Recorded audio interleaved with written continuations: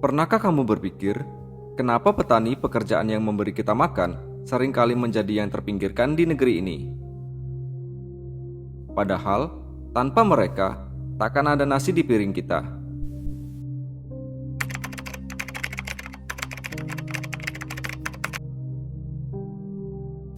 Sejarah petani Indonesia tak bisa dipisahkan dari penjajahan.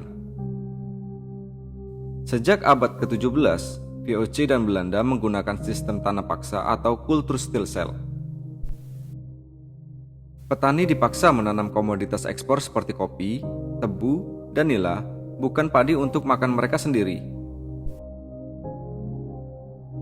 Bayangkan, petani dipaksa menyerahkan seperlima tanahnya dan tenaga kerjanya untuk menanam komoditas yang tidak bisa mereka makan. Hasilnya, kekayaan mengalir ke Eropa, sementara rakyat kelaparan.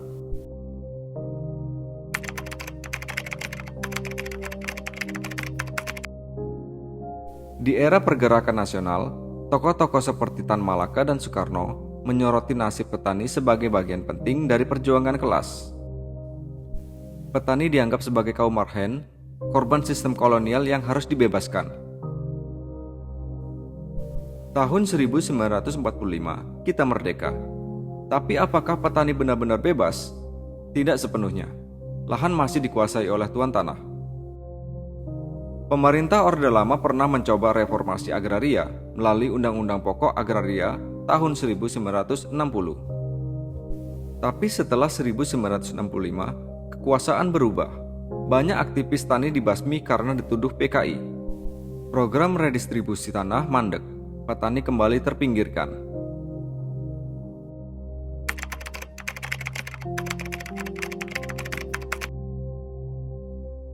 Masuk era Orde Baru dan Reformasi, nasib petani tak banyak berubah. Teknologi pertanian memang meningkat, tapi harga pupuk mahal, bibit bergantung pada korporasi, dan harga gabah tetap murah. Luas lahan pertanian semakin menyempit, anak muda enggan jadi petani. Bahkan banyak sawah berubah jadi perumahan dan pabrik. Pemerintah mendorong impor beras dengan alasan stabilitas harga. Tapi, petani lokal justru merugi. Petani juga sering terlibat konflik agraria. Mereka digusur demi proyek industri, pariwisata, atau tambang. Mereka melawan, tapi kekuatan hukum tak berpihak.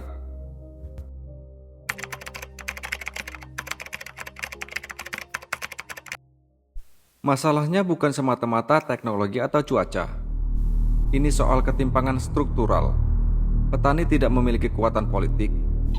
Mereka tercerai-berai, padahal mereka adalah mayoritas di desa-desa. Pertanian bukan hanya soal pangan, tapi soal kedaulatan. Selama kebijakan pangan lebih menguntungkan korporasi dan importir daripada petani lokal, maka kemiskinan petani akan terus diwariskan.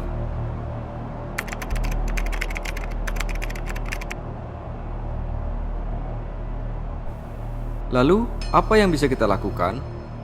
Mulailah dari menghargai pangan. Hargai petani seperti kamu menghargai ilmuwan dan dokter.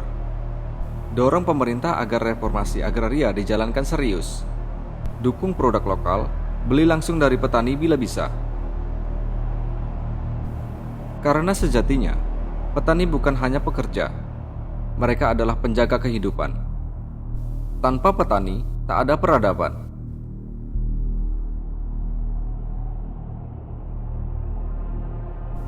Subscribe untuk video sejarah kritis lainnya.